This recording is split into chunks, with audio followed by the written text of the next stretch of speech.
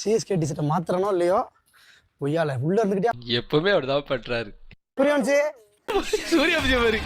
சூரியவன்சி ஒரு சின்ன ஹெல்ப். நான் எப்படியாவது இன்னைக்கு நீங்க ஆர்சிபி அடிச்சு தோக்கடிச்சுட்டீங்க அப்படின்னா நான் எப்படியாவது சிஎஸ்கே டிஷர்ட்டை போட்டுருவேன்.